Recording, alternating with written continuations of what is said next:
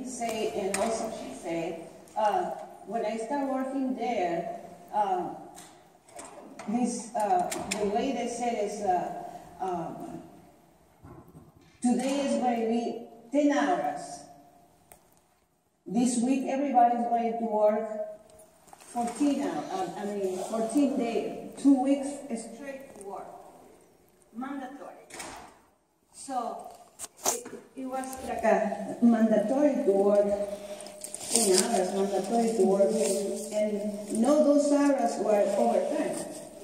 No, those days without day off were overtime. So that was before, but right now I'm a full-time at Trump, and I work 80 hours. And guess what? I don't get paid 80 hours.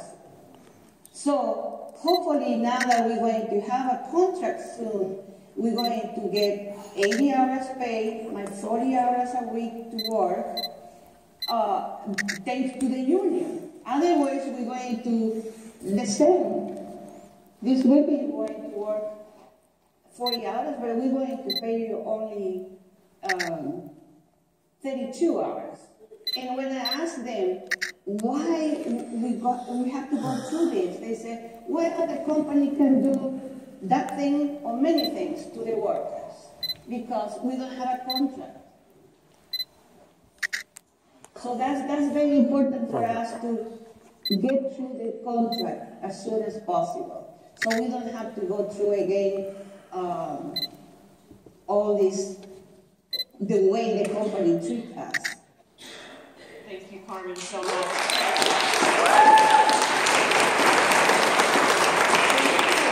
Carmen, your story is obviously truly inspiring. And as I said earlier, she definitely has the heart of an organizer, and I'm sure the workers there appreciate everything you're doing. So thank you for that. Thank you.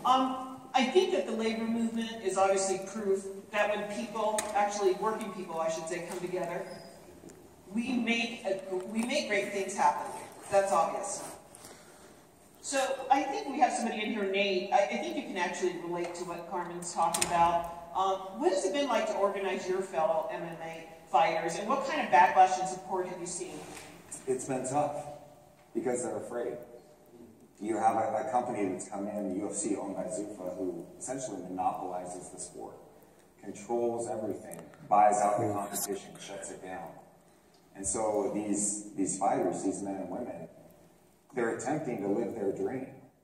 But now it's been dictated to them when they work, who they work with, who their opponent is, what sponsors they can have, all of their expenses they have to pay themselves.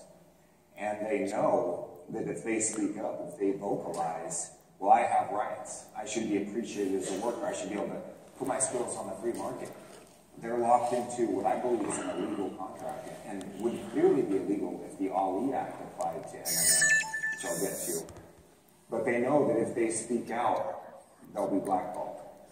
Now they'll go from fighting on the biggest stage, co-main event, to a fight on Fight Pass that can only be seen online by subscribers.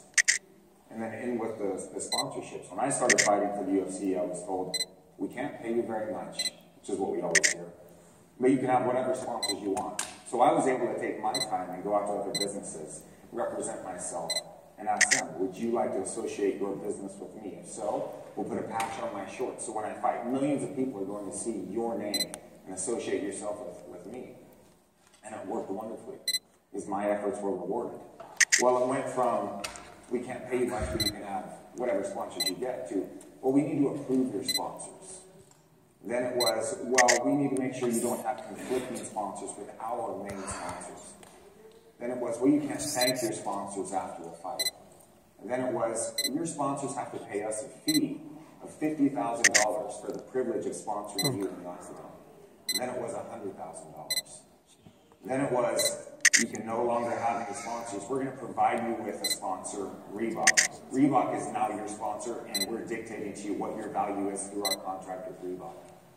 And so fighters like myself, the income from sponsorships would drop in many cases 90%, 95% pay reduction. And what do we get in return? Reebok shoes.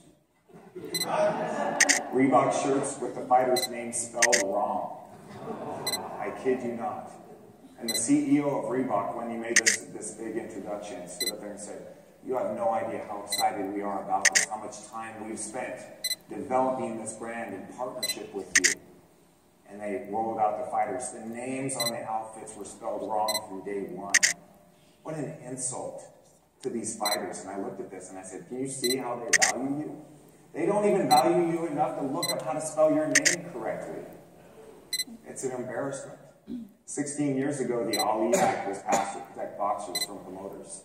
Promoters who would manipulate the rankings, who would invest in certain fighters that they felt would do well for them on the back end. Well, I'm going to support this fighter. I'm going to give him a little bit of money on the side so he can put together a better training camp, get together and have a better fight. And now we'll have this champion that gives good interviews, that comes from a foreign country so we can win that country over.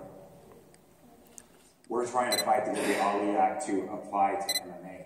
Because it's so blatant right now when an organization will find a fighter and say, we want him to be champion. They're not going to fix fights.